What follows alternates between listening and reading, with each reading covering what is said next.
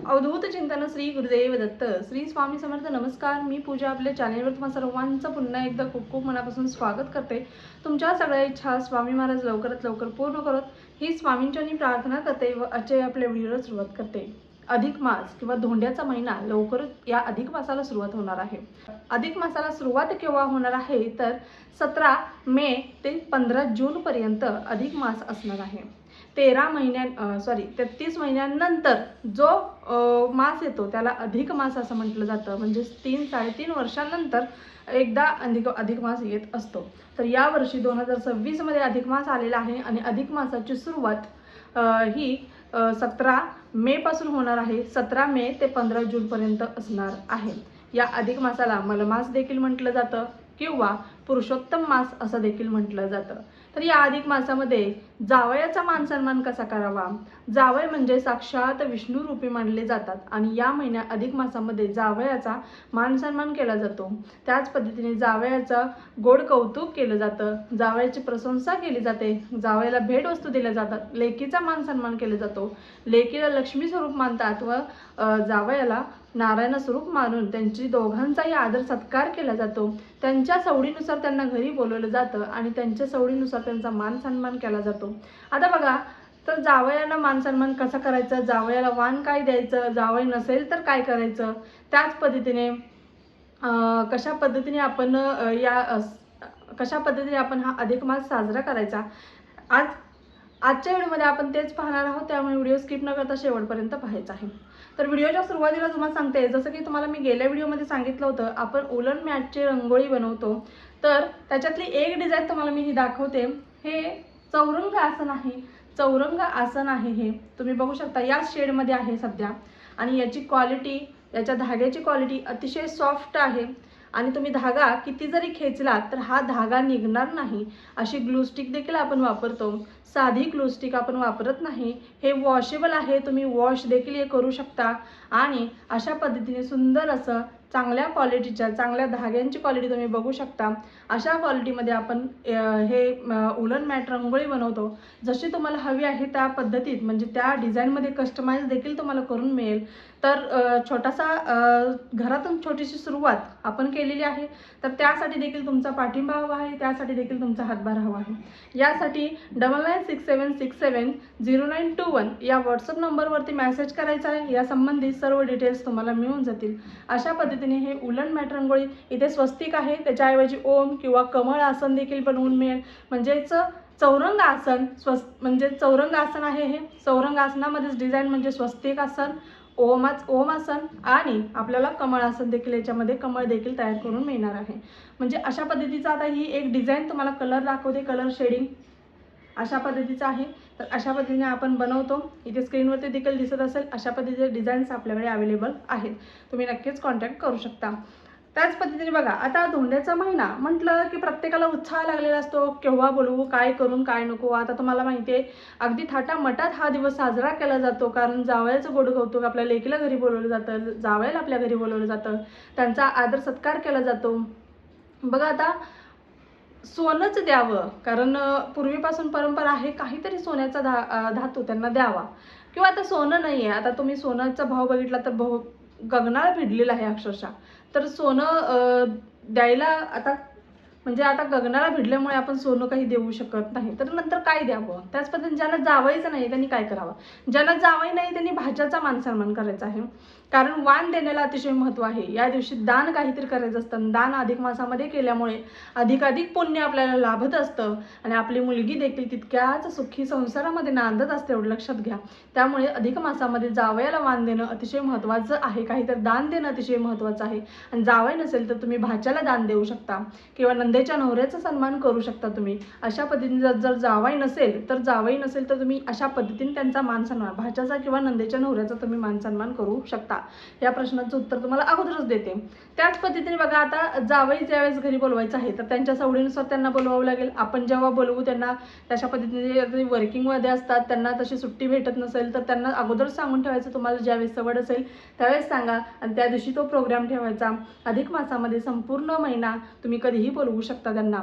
17 मे ते 15 जूनपर्यंत तुम्ही त्यांना केव्हाही बोलवू शकता. घरी बोलवल्यानंतर प्रत्येकजण वेगवेगळ्या थाटामाटात जल्लोषामध्ये फुलांचा सत्कार करतं, वेगवेगळ्या पायघड्या घालतं, अजून काय करतं. आता तुम्ही माहिती आहे प्रत्येक गोष्ट साजरी करायची म्हटलं तर ती अगदी चांगल्या थाटामाटात केली जाते. मग अधिक मास का नाहीत करणार, बरोबर ना. तर अधिक मासामध्ये जर तुम्ही जावयाचा मानसन्मान करत असाल तर त्यांच्या सवडीनुसार त्यांना बोलवायचं.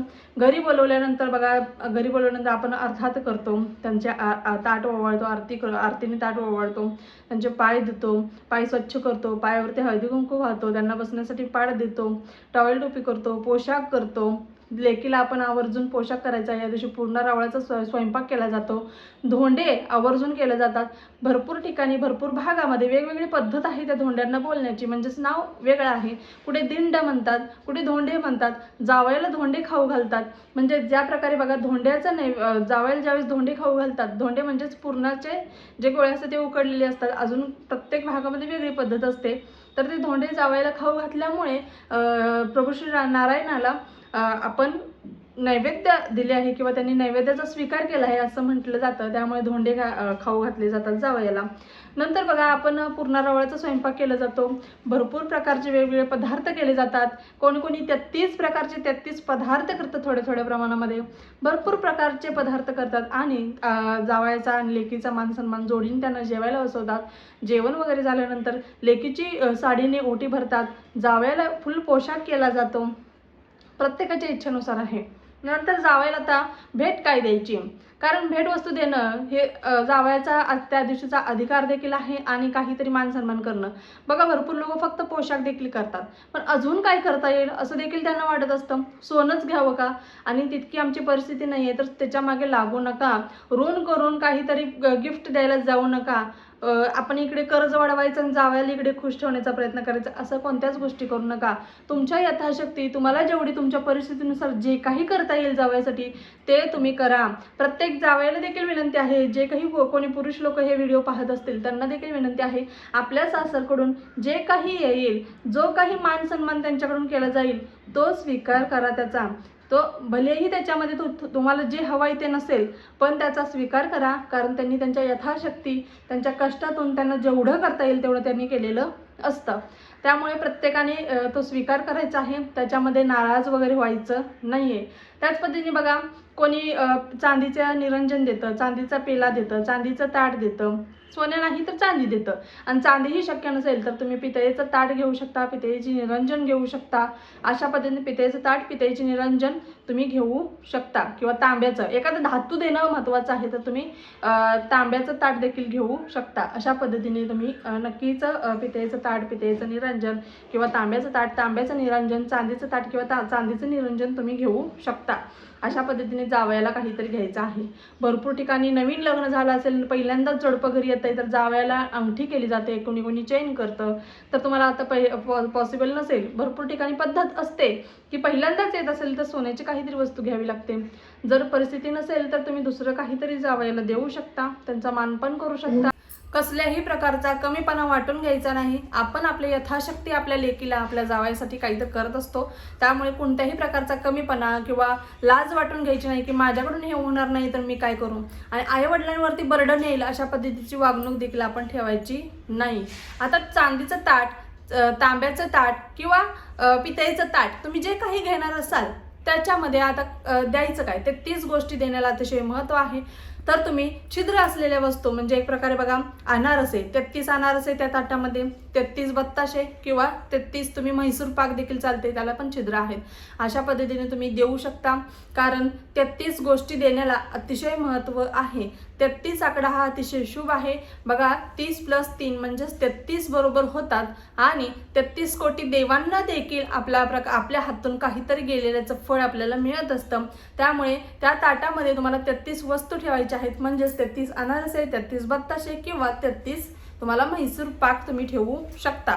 अशा पद्धतीने तुम्हाला त्या ताटामध्ये 33 वस्तू ठेवायच्या आहेत. कोणत्याही ठेवा तुम्ही, किंवा मिक्स ठेवल्या 33 तरी चालणार आहेत. आणि सेंटरला तुम्हाला पितळेचा किंवा तांब्याचा किंवा चांदीचा निरंजन एक तुम्हाला लावायचा आहे. वात वगैरे तेल वगैरे टाकायचे आहे, दिवा लावायचा आहे.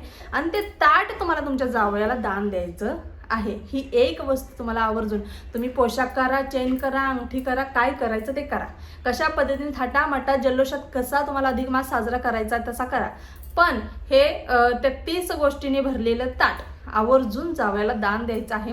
यालाच अतिशय महत्त्व आहे, बाकीच्या वस्तूंना नाही, पण याला अतिशय महत्त्व आहे।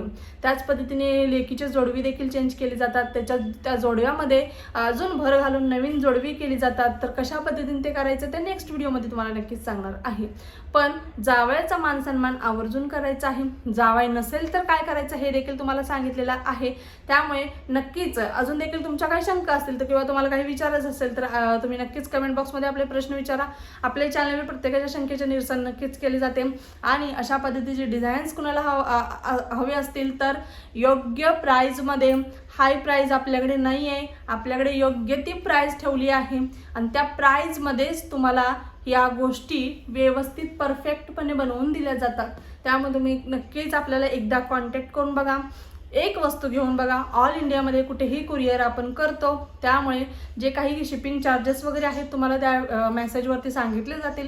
तुम्ही नक्कीच तुम्हाला हवे असतील तर आपल्या व्हॉट्सअप नंबरवरती तुम्ही कॉन्टॅक्ट करायला विसरू नका। स्क्रीनवरती देखील मी व्हॉट्सअप नंबर देणार आहे। व्हिडिओ आवडला असल्यास व्हिडिओला लाईक करा, शेअर करा, सबस्क्राईब करा। पुन्हा एकदा व्हिडिओ अशाच एका नवीन व्हिडिओसोबत, तोपर्यंत झालेली सेवा स्वामींच्या रुजू करते। श्री स्वामी समर्थ। धन्यवाद।